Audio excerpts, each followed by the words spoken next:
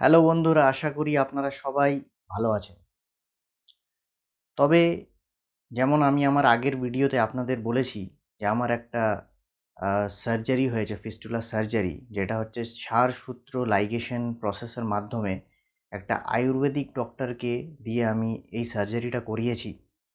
তবে বন্ধুরা, আগের ভিডিওতে আমি আমার প্রথম দিনের অভিজ্ঞতাটা আপনাদের সঙ্গে শেয়ার করেছি। আশা করি আপনারা আমার আগের ভিডিওটা দেখেছেন এবং আপনাদের আমার আগের ভিডিওটা আশা করি ভালো লেগেছে।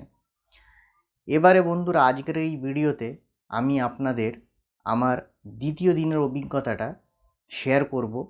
আশা করি আপনারা এই ভিডিওটা পুরোটা দেখবেন এবং এই ভিডিওটাও অবশ্যই আপনাদের ভালো লাগবে। তবে ডক্টর আমাকে আগেই বলে দিয়েছিল যে পটি ক্লিয়ার করতে হবে, টয়লেট ক্লিয়ার করতে হবে এবং তার জন্য ডক্টর আমাকে একটা ওষুধও দিয়েছিল। বলেছিল রাত্রে ডিনারের 10 মিনিট পরে ওইটা খেয়ে ফেলতে। তবে বন্ধুরা, এই ক্ষেত্রে আমি আপনাদের একটা জিনিস বলবো, এই ওষুধটা খাওয়াটা কিন্তু কম্পালসারি নয়।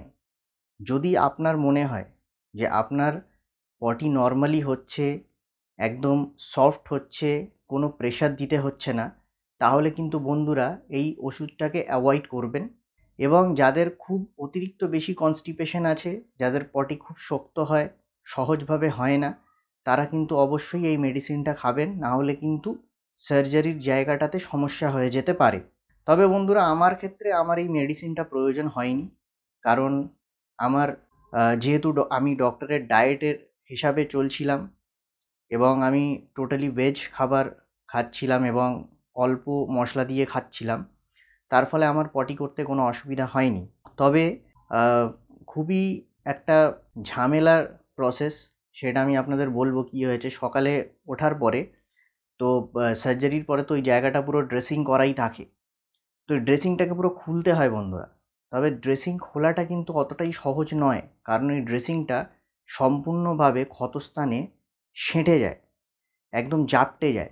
তার জন্য সবথেকে উত্তম উপায় হচ্ছে গরম জল করবেন, একটু কড়া করে গরম জল করতে হবে, করে ওই গরম জলে বসে যেতে হবে ড্রেসিং সমেত। কিছুক্ষণ বসার পর আপনাকে হালকা হালকা করে ওই গজগুলোকে হালকা করে পুল করতে হবে, টানতে হবে। তো যেহেতু জলে বসেছিলাম বলে আমার তেমন কোনো কষ্ট হয়নি, কারণ জলের ভেজার কারণে যেহেতু গজ, কটন এইগুলো সম্পূর্ণভাবে ভিজে গেছিলো, তাই জন্য ওইটা কিন্তু একদম সফট হয়ে গেছিলো।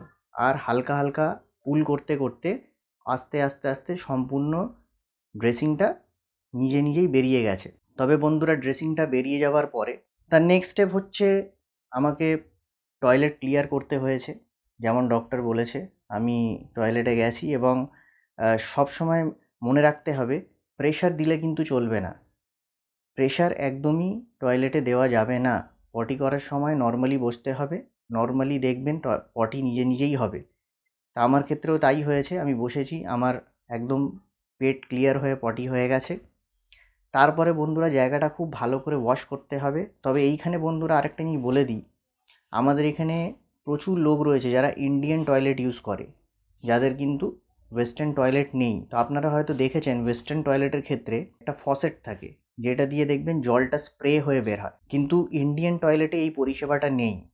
তো যেহেতু এইটা অপারেশনের জায়গা, একটা ক্ষতস্থান, ওইখানে তো আপনি হাত দিয়ে রাব করতে পারবেন না এবং ওইখানে আপনাকে আপনি যে জল দিয়ে ধোবেন, জলে তো একটা ফোর্স থাকতে হবে, না হলে কিন্তু ওই জায়গাটা সম্পূর্ণভাবে পরিষ্কার হবে না। তাই জন্য বন্ধুরা, আমি আমার ক্ষেত্রে কী করেছি আপনাদের বলি। আমি একটা 4 ফুট লম্বা পাইপ কিনেছি এবং পাইপটাকে কলের মধ্যে লাগিয়ে দিতাম, কলের মুখটাতে লাগিয়ে দিতাম, বেঁধে দিতাম।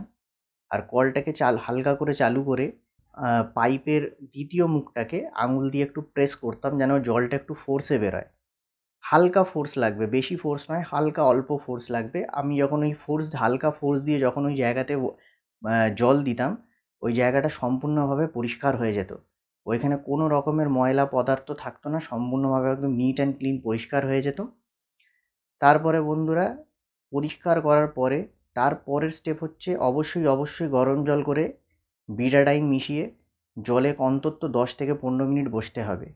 কেন, এই সার্জারির পরে ওই জায়গাটাতে সবথেকে ইম্পর্ট্যান্ট জিনিস হচ্ছে হাইজিন মেনটেন করতে হবে, খুব পরিষ্কার রাখতে হবে।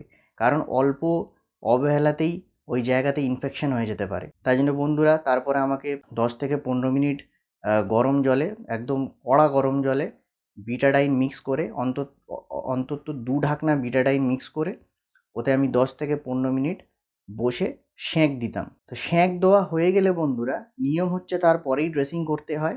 কিন্তু আমার ক্ষেত্রে একটা সমস্যা ছিল, আমার যিনি ডক্টর, যিনি ড্রেসিং করতেন, উনি একটু লেট করে আসতো। তাই জন্য বন্ধুরা আমি কী করতাম, আমি ওইখানে একটা গজ নিতাম, কারণ আমাকে অন্তত 2-3 ঘন্টা ওয়েট করতে হতো।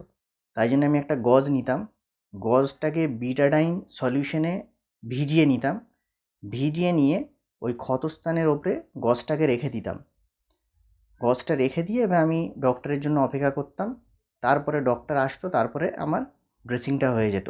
তবে বন্ধুরা এইভাবেই আমার দ্বিতীয় দিনটা কাটতো। একবার ড্রেসিং হয়ে যাওয়ার পরে তারপরে এই ড্রেসিংটা ডক্টর আমাকে বলেছিল কি যতক্ষণ পারবেন ড্রেসিংটা রাখবেন, যতক্ষণ পর্যন্ত আপনার আবার পটি পাচ্ছে না, নেক্সট ডে পর্যন্ত রাখলে আরও ভালো হয়।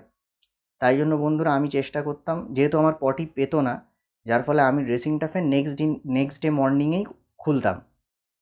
সেম প্রসেসে খুলতাম, গরম জল করতাম, কষকষে গরম জল করতাম, করে ওই জলের মধ্যে বসতাম।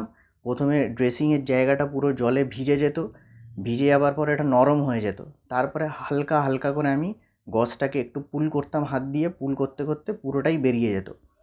কিন্তু যদি আপনি এই পদ্ধতি দিয়ে ড্রেসিংটাকে না খোলেন তাহলে কিন্তু আপনার অনেকটাই কষ্ট হবে, কারণ ড্রেসিংয়ের গজটা সম্পূর্ণভাবে ক্ষতস্থানে সেঁটে যায়।